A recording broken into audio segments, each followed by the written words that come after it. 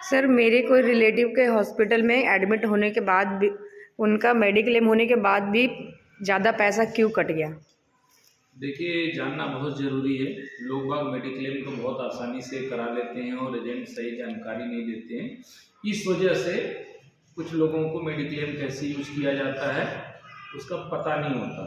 तो मैं बताना चाहूँगा कि आजकल पैसा क्यों कटता है। बहुत लोग जब पॉलिसी ले रहे होते हैं तो एक दूसरे से कंपेयर करते हैं कि उनका ज़्यादा है, आपका प्रीमियम ज़्यादा है, उनका कम है, वो कम में इतना बेनिफिट दे रहे हैं। तो आप ये जान लीजिए, अगर कोई कंपनी आपसे कुछ पैसा एक्स्ट्रा ले रही होती है तो उसके पीछे कोई ना कोई फीचर चल रहा होता है। जैसे कि अब आप बोल रहे हैं कि आपको पैसा पे करना पड़ा हॉस्पिटल में आपके रिलेटिव को, तो आपको ये जानना पड़ेगा कि जब आपने जो पॉलिसी लिया था उसमें आपके पॉलिसी के ऊपर कैपिंग क्या क्या लगा हुआ था।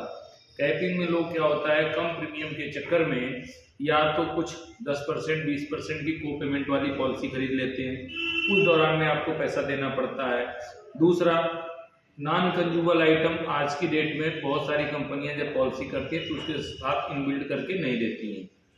जैसे कि नॉन कंज्यूमेबल आइटम जो होता है उसको कोई भी कंपनी मेडिक्लेम के अंदर में पेमेंट नहीं करती है कैशलेस, आपको अपने जेब से ही देना पड़ता है, जो उस समय बहुत तकलीफ देता है। 10% 20% का समझिए लगभग नॉन कंज्यूमेबल आइटम की पेमेंट आ जाती है।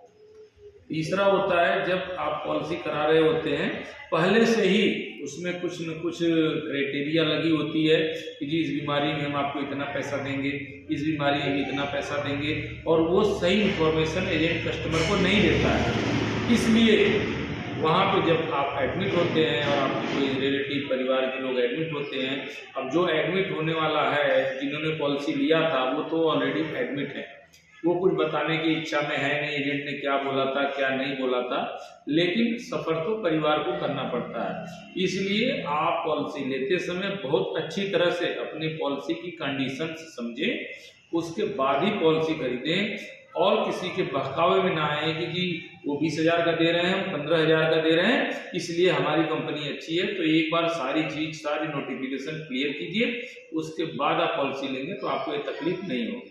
ठीक, धन्यवाद।